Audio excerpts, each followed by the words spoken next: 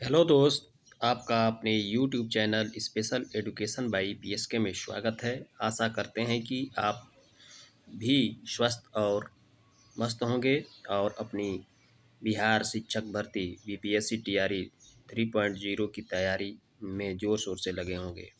आज हम एनसीईआरटी और एसईआरटी पर आधारित ईवीएस पर टॉप 25 क्वेश्चन एमसीक्यू लाया हूं, जो आपकी परीक्षा के लिए उपयोगी हो सकता है।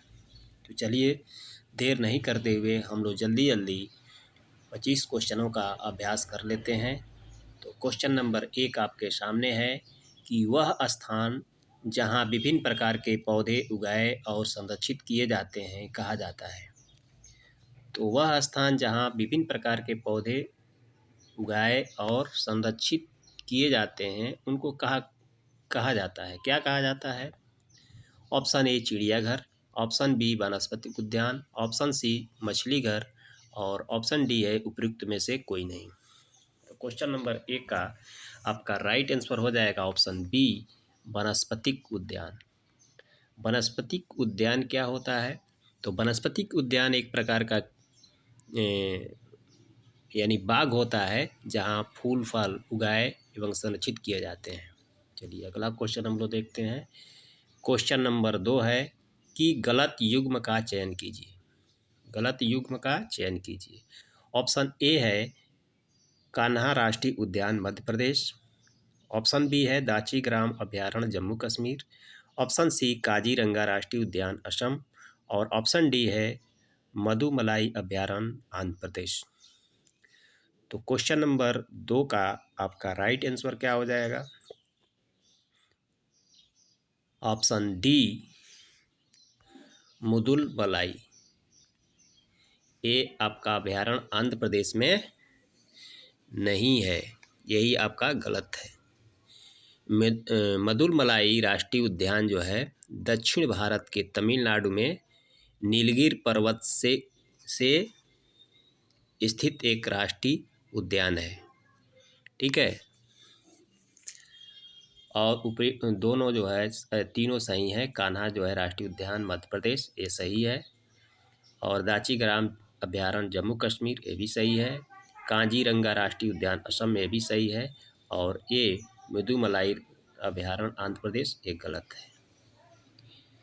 ये कहाँ है? तमिलनाडु में है। ठीक है, तमिलनाडु में है, इसलिए ये प्रश्न के अनुसार ये गलत है। चलिए क्वेश्चन नंबर 3 आपके सामने है कि कॉफ़ी पौधे के किस भाग से प्राप्त होता है।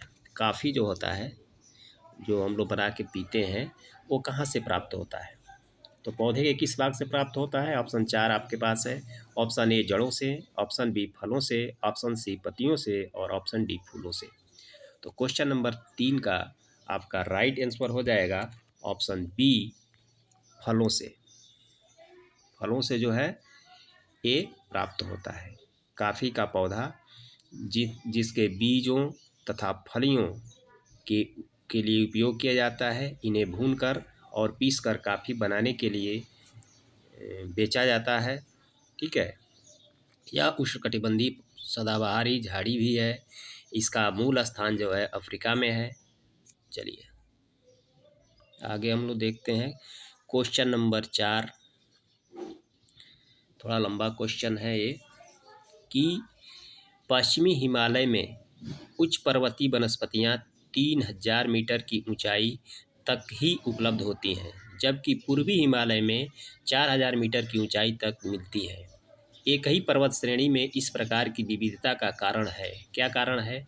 आपके पास 4 ऑप्शन है। ऑप्शन ए है पूर्वी हिमालय में पश्चिमी हिमालय की अपेक्षा अधिक मानसूनी वर्षा होना, ऑप्शन बी है पूर्वी हिमालय की चट्टानों का पश्चिमी हिमालय चट्टानों से अधिक उर्वर होना, ऑप्शन सी है पूर्वी हिमालय का पश्चिमी हिमालय से अधिक ऊंचा होना, और ऑप्शन डी है पूर्वी हिमालय का भूमध्य रेखा और समुद्र तल से पश्चिमी हिमालय की अपेक्षा अधिक निकट होना।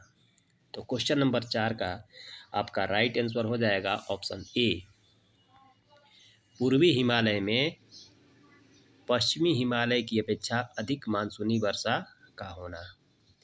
ये जो है ये इम्पोर्टेंट है, और यही क्वेश्चन आपका ऑप्शन ए सही है। ठीक है, चलिए अगला क्वेश्चन हम लोग देखते हैं। क्वेश्चन नंबर 5, मैंग्रोव वन के लिए निम्नलिखित में से कौन सा क्षेत्र प्रसिद्ध है? मैंग्रोव वन के लिए कौन सा क्षेत्र प्रसिद्ध है? ऑप्शन ए है पश्चिम बंगाल में सुंदरबन, ऑप्शन बी कालिंपोंग का लावा जंगल, ऑप्शन सी उड़ीसा का दंडकारण्य जंगल और ऑप्शन डी है उत्तर प्रदेश का कॉर्बेट नेशनल पार्क। तो क्वेश्चन नंबर 5 का आपका राइट आंसर हो जाएगा ऑप्शन ए पश्चिम बंगाल का सुंदरबन। ये जो है मैंग्रोव वन के लिए प्रसिद्ध है। भारत में मैंग्रोव वन कई जगह मिलते हैं। गंगा महानदी, कृष्णा, गोदावरी और कावेरी नदी के डेल्टा में पाए जा सकते हैं। अकेले पश्चिम बंगाल में सुंदरबन भारत में मैंग्रोव के तहत पाए जाने वाले कुल क्षेत्रफल का लगभग आधा हिस्सा है। पश्चिम बंगाल में कुल मैंग्रोव से आच्छादित भूमि का सबसे बड़ा अनुपात है। इसके बाद गुजरात और अंडमान और निकोबार द्वीप समूह है। चलिए अगला क्वेश्चन हम लोग देखते हैं। 6वां क्वेश्चन है कि मैंग्रोव वन पर विश्व तापन का क्या प्रभाव पड़ता है? मैंग्रोव वन पर विश्व तापन का क्या प्रभाव होगा? ऑप्शन ए वे अधिक प्रचुरता से पैदा होंगे, ऑप्शन बी मैंग्रोव के विशाल क्षेत्र जलमग्न हो जाएंगे, ऑप्शन सी कार्बन सिंक के रूप में उनकी भूमिका अधिक महत्वपूर्ण हो जाएगी और ऑप्शन डी है उपयुक्त ए और सी दोनों। तो क्वेश्चन नंबर 6 का आपका राइट आंसर क्या हो जाएगा? ऑप्शन बी, मैंग्रोव के विशाल क्षेत्र जलमग्न हो जाएंगे। क्वेश्चन नंबर 6, ये क्यों ऐसा होगा? क्योंकि जलवायु और अन्य कारकों में परिवर्तन मैंग्रोव को प्रभावित कर सकता है। क्योंकि ग्लोबल वार्मिंग जो होगा मैंग्रोव वनों के उच्च अक्षांश तक विस्तार को बढ़ा दे सकती है।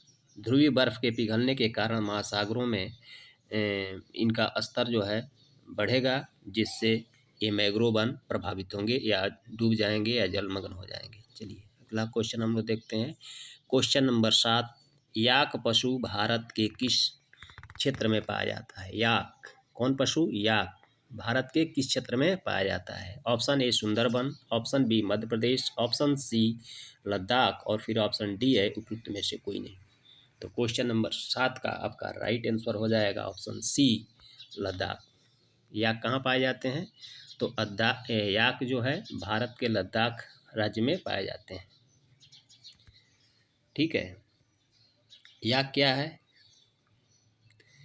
याक पालने वाले राज्य में केंद्र शासित प्रदेश लद्दाख हो जाता है। सिक्किम में भी पाए जाते हैं। ठीक है, चलिए अगला क्वेश्चन हम लोग देखते हैं। क्वेश्चन नंबर 8, किन वनों को मानसूनी वन कहा जाता है? किन वनों को मानसूनी वन कहा जाता है? ऑप्शन ए उष्णकटिबंधीय सदाबहार वन को, ऑप्शन बी पर्वतीय वन को, ऑप्शन सी उष्णकटिबंधीय पर्णपाती वन को और ऑप्शन डी है मैंग्रोव वन को। तो किन वनों को मानसूनी वन कहा जाएगा? आपका क्वेश्चन नंबर 8 का राइट आंसर हो जाएगा ऑप्शन सी उष्णकटिबंधीय पर्णपाती वन को। उष्णकटिबंधीय पर्णपाती वन को क्या कहते हैं? मानसूनी वन कहा जाता है। क्वेश्चन नंबर 9 है आपके सामने कि मछली को अपनी दिशा बदलने और जल में संतुलन बनाए रखने में क्या मदद करता है? मछली को अपनी दिशा बदलने और जल में संतुलन बनाए रखने के लिए क्या मदद करता है? ऑप्शन ए थूथन, ऑप्शन बी सपाट पंख और पूंछ, ऑप्शन सी गलफड़ा और ऑप्शन डी फुफ्फुस। तो क्वेश्चन नंबर 9 का आपका राइट आंसर हो जाएगा ऑप्शन बी सपाट पंख और पूंछ। सपाट पंख और पूंछ की सहारे जो है मछली अपनी दिशा और जल में संतुलन बनाए रखती है। क्वेश्चन नंबर 10 आपके सामने है कि ... एक गर्म शरीर वाले जलीय जीव, गर्म शरीर वाले जलीय जीव को संदर्भित करता है जिसमें गलफड़े, 8 भुजाएं और एक बल्ब नुमा सिर होता है। तो कौन है इस तरह का? तो ऑप्शन आपके पास चार है। Option A octopus, option B झींगा मछली, ऑप्शन सी समुद्री सांप और फिर ऑप्शन डी है उपरोक्त में से कोई नहीं। तो क्वेश्चन नंबर 10 का आपका राइट आंसर हो जाएगा ऑप्शन ए ऑक्टोपस। ऑक्टोपस क्या है? ऑक्टोपस जो है, ऑक्टोपस एक गर्म शरीर वाला जलीय जीव को संदर्भित करता है जिसमें गलफड़, 8 भुजाएं और एक बल्बनुमा सिर होता है। ये ऑक्टोपस में होता है। ऑप्शन ए आपका सही हो जाएगा। क्वेश्चन नंबर 11 आपके सामने है कि पौधे खाने वाले जानवर को क्या कहा जाता है? ऑप्शन ए सर्वाहारी, ऑप्शन बी मांसाहारी, ऑप्शन सी शाकाहारी और फिर ऑप्शन डी है उपरोक्त में से कोई नहीं। तो पौधे खाने वाले जानवर को क्या कहेंगे? तो इसको शाकाहारी कहेंगे। क्वेश्चन नंबर 11 का आपका राइट आंसर हो जाएगा ऑप्शन सी शाकाहारी। शाक को ही क्या कहते हैं? पौधे। क्वेश्चन नंबर 12 आपके सामने है कि कई साल पहले पृथ्वी पर डायनासोर थे। कई साल पहले पृथ्वी पर क्या थे? डायनासोर थे, लेकिन अब नहीं है। एक ऐसे जानवर का नाम बताइए जो दिखने में डायनासोर के समान हो। तो कौन डायनासोर के समान है? Option A giraffe, option B बाघ, ऑप्शन सी छिपकली और फिर ऑप्शन डी है गैंडा। तो क्वेश्चन नंबर 12 का आपका राइट आंसर क्या हो जाएगा? सी हो जाएगा, छिपकली। छिपकली की जो आकृति है, आकार है, वो कैसे कैसे मिलता जुलता है? डायनासोर के समान है। क्वेश्चन नंबर आपका 13 आपके सामने है कि निम्नलिखित में से कौन सा राष्ट्रीय उद्यान तैरती हुई वनस्पति के साथ एक दलदल होने में अद्वितीय है, जो एक समृद्ध जैविक विविधता का समर्थन करता है? ऑप्शन ए है केवलादेव घना राष्ट्रीय उद्यान, ऑप्शन बी भीतरकनिका राष्ट्रीय उद्यान, ऑप्शन सी केबुल लामजाओ राष्ट्रीय उद्यान और ऑप्शन डी है उपयुक्त में से कोई नहीं। तो क्वेश्चन नंबर 13 का आपका राइट आंसर हो जाएगा ऑप्शन सी केबुल लामजाओ राष्ट्रीय उद्यान। ये जो है समृद्ध जैव विविधता का समर्थन करता है। क्वेश्चन नंबर आपका 14 है कि निम्नलिखित में से कौन सा राष्ट्रीय उद्यान पूर्वी हिमालय उप क्षेत्र में सबसे बड़ा संरक्षित क्षेत्र है? कहाँ? पूर्वी हिमालय में, हिमालय उप क्षेत्र में सबसे बड़ा संरक्षित क्षेत्र है। तो ऑप्शन ए है केबुल लामजाओ राष्ट्रीय उद्यान, ऑप्शन बी बांदीपुर राष्ट्रीय उद्यान, ऑप्शन सी जिम कॉर्बेट राष्ट्रीय उद्यान और फिर आपका ऑप्शन डी है नामदफा राष्ट्रीय उद्यान। तो क्वेश्चन नंबर 14 का आपका राइट आंसर हो जाएगा ऑप्शन डी नामदफा राष्ट्रीय उद्यान। ये कहाँ पर है? अरुणाचल प्रदेश में है। चलिए क्वेश्चन नंबर 15वां आपको आप देखिए कि साइलेंट वैली राष्ट्रीय उद्यान कहाँ अवस्थित है? साइलेंट वैली राष्ट्रीय उद्यान कहाँ अवस्थित है? ऑप्शन ए केरल में, ऑप्शन बी उड़ीसा में, ऑप्शन सी छत्तीसगढ़ में और फिर ऑप्शन डी है तमिलनाडु में। तो क्वेश्चन नंबर 15 का आपका राइट आंसर हो जाएगा option A Kerala. Silent valley कहाँ है? तो केरल राज्य में स्थित है, अवस्थित है। क्वेश्चन नंबर आपका 16 रणथंभौर राष्ट्रीय उद्यान, रणथंभौर राष्ट्रीय उद्यान डॉट डॉट डॉट का निवास स्थल है। किसका निवास स्थल है? ऑप्शन ए बाघों का, ऑप्शन बी तेंदुओं का, ऑप्शन सी दलदली मगरमच्छों का और फिर ऑप्शन डी है उपरोक्त में से एक से अधिक। क्वेश्चन नंबर 16 का आपका राइट आंसर हो जाएगा ऑप्शन डी उपयुक्त में से एक से अधिक। वहाँ बाघों का भी है, तेंदुआ और दलदली मगरमच्छों का भी वहाँ पर निवास स्थल है। क्वेश्चन नंबर 17 आपके सामने है कि सौराष्ट्र, गुजरात और दक्षिण भारत में रंगोली, कढ़ाई और दीवार की सजावट में उपयोग किए जाने वाले डिजाइनों का क्या महत्व है? कहाँ पर? सौराष्ट्र, गुजरात और दक्षिण भारत में रंगोली, कढ़ाई पर। ऑप्शन ए है इनका उपयोग घरों को सजाने के लिए किया जाता है, ऑप्शन बी इनका उपयोग धन के प्रतीक के रूप में किया जाता है, ऑप्शन सी इनका उपयोग कहानी सुनाने के लिए किया जाता है और फिर ऑप्शन डी है वे सांप के नृत्य से प्रेरित है। तो क्वेश्चन नंबर 17 का आपका राइट आंसर हो जाएगा कि वे सांप के नृत्य से प्रेरित है। जितनी भी वो रंगोली है वो सांप के नृत्य से प्रेरित है। क्वेश्चन नंबर 18 आपके सामने है कि पार्टी में उपयोग किए जाने वाले अधिकांश संगीत वाद्य यंत्र किस सामग्री के बने होते हैं। आपके पास चार ऑप्शन है। ऑप्शन ए लकड़ी, ऑप्शन बी धातु और लकड़ी, और ऑप्शन सी प्लास्टिक, और फिर ऑप्शन डी है सूखी लौकी। तो क्वेश्चन नंबर 18 का आपका राइट आंसर हो जाएगा ऑप्शन बी धातु और लकड़ी। जितने भी वाद्य यंत्र बने होते हैं वो धातु और लकड़ी के से मिले होते हैं, मिलकर बने होते हैं। चलिए क्वेश्चन नंबर 19 हम देखते हैं कि सांप खेतों में क्या खाते हैं। सांप खेतों में क्या खाते हैं। ऑप्शन ए है फसलें, ऑप्शन बी चूहों, ऑप्शन सी पक्षियों, ऑप्शन डी है चूहे, खरगोश, मेढक। तो क्वेश्चन नंबर 19 का आपका राइट आंसर क्या हो जाएगा। ऑप्शन डी हो जाएगा कि वे चूहे, खरगोश और मेढक आदि को खाते हैं। चलिए क्वेश्चन नंबर आपका 20 आपके सामने है कि ईवीएस पाठ्यपुस्तक में सपेरे पर एक अध्याय है। इसका उद्देश्य बच्चों को निम्नलिखित में से किसके लिए जागरूक करना और संवेदनशील बनाना है। ऑप्शन ए है एक से अधिक गैर कानूनी कार्य है, यह एक गैर कानूनी कार्य है।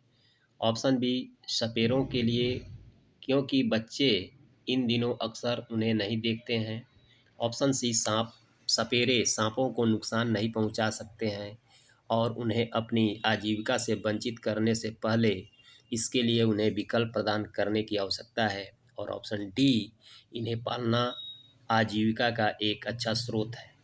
तो क्वेश्चन नंबर 20 का आपका राइट आंसर हो जाएगा ऑप्शन सी कि सपेरे सांपों को नुकसान नहीं पहुंचा सकते हैं और उन्हें अपनी आजीविका से वंचित करने से पहले इसके लिए उन्हें विकल्प प्रदान करने की आवश्यकता है। यही आपका राइट आंसर हो जाएगा। क्वेश्चन नंबर आपका है 21 है कालबेलिया नृत्य। कौन सा नृत्य। कालबेलिया नृत्य क्या है। कालबेलिया नृत्य क्या है। ऑप्शन ए सपेरों द्वारा सांपों के साथ किया जाने वाला नृत्य, ऑप्शन बी ग्रामीणों के मनोरंजन के लिए किया जाने वाला नृत्य, ऑप्शन सी सांप के नृत्य के समान हरकतों वाला एक नृत्य, और फिर ऑप्शन डी है विवाह के अवसर पर किया जाने वाला एक नृत्य। तो क्वेश्चन नंबर 21 का आपका राइट आंसर हो जाएगा ऑप्शन सी कि कालबेलिया जो है सांपों के नृत्य के समान हरकत करने वाला एक नृत्य है। ये आपका ऑप्शन सी सही हो जाएगा। क्वेश्चन नंबर 22 आपके सामने है कि जीभ के अगले भाग को साफ कपड़े से पोंछने का उद्देश्य है। जीभ के अगले भाग को साफ कपड़े से पोंछने का उद्देश्य क्या है। ऑप्शन ए है इसे साफ सुथरा बनाने के लिए, ऑप्शन बी इससे सूखा बनाने के लिए, यहाँ गलत हो गया है, इसे होना चाहिए, ठीक है। ऑप्शन सी है इसे गीला करने के लिए, और फिर ऑप्शन डी है इसे बेस्वाद बनाने के लिए।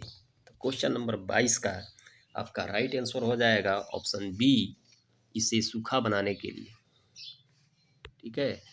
आपका सही हो जाएगा बी इसे सूखा बनाने के लिए। चलिए अगला क्वेश्चन हम लोग देखते हैं। क्वेश्चन नंबर 23 कभी कभी लोग दवा लेने से पहले अपनी नाक को रगड़ लेते हैं। ऐसा भी होता है, कभी कभी लोग दवा लेने से पहले अपनी नाक को रगड़ लेते हैं। क्यों रगड़ लेते हैं। ऑप्शन ए है इसे बेहतर ढंग से सूंघने के लिए, ऑप्शन बी स्वाद से बचने के लिए, ऑप्शन सी इसका स्वाद बेहतर बनाने के लिए, और फिर ऑप्शन डी है गंध से बचने के लिए। तो क्वेश्चन नंबर 23 का आपका राइट आंसर हो जाएगा ऑप्शन बी स्वाद से बचने के लिए। स्वाद से बचने के लिए कभी कभी लोग दवा लेने से पहले अपनी नाक को रगड़ लेते हैं। क्वेश्चन नंबर आपका 24 है कि हम अपने शरीर के किस अंग से अपनी खाद्य पदार्थ का स्वाद महसूस करते हैं। हम अपने शरीर के किस अंग से अपनी खाद्य पदार्थ का स्वाद महसूस करते हैं। ऑप्शन ए दांत से, ऑप्शन बी नाक से, ऑप्शन सी जीभ से, और फिर ऑप्शन डी पेट से। तो क्वेश्चन नंबर 24 का आपका राइट आंसर हो जाएगा ऑप्शन सी जीभ से, क्योंकि भोजन का स्वाद जीभ से ही महसूस होता है। चलिए क्वेश्चन नंबर 25 आपके सामने है कि सर्दी होने पर हम भोजन का स्वाद ठीक से नहीं ले पाते हैं। क्यों नहीं ले पाते हैं? ऑप्शन ए, खाना स्वादिष्ट नहीं है। ऑप्शन बी, सर्दी लगने पर हमारी जीभ बीमार लगती है। ऑप्शन सी, सर्दी की स्थिति में हमारी नाक बंद हो जाती है। और फिर ऑप्शन डी है, ठंड लगने पर पाचन तंत्र काम नहीं करता है। तो क्वेश्चन नंबर 25 का आपका राइट आंसर हो जाएगा ऑप्शन सी, कि सर्दी की स्थिति में हमारी नाक बंद हो जाती है, जिससे स्वाद का अनुभव ठीक से नहीं हो पाता है। तो दोस्तों, आज हम लोग ईवीएस के टॉप 25 क्वेश्चन का अभ्यास किए। ये सारे वीडियो जो हैं बीपीएससी टीआरई 3.0 से संबंधित ईवीएस से हम प्रतिदिन डाल रहे हैं। हमारा यह दूसरा ईवीएस का क्लास था। आप प्लेलिस्ट से इसको पढ़ सकते हैं अपने समय के अनुसार। अगर वीडियो अच्छी लगी तो चैनल को लाइक करें और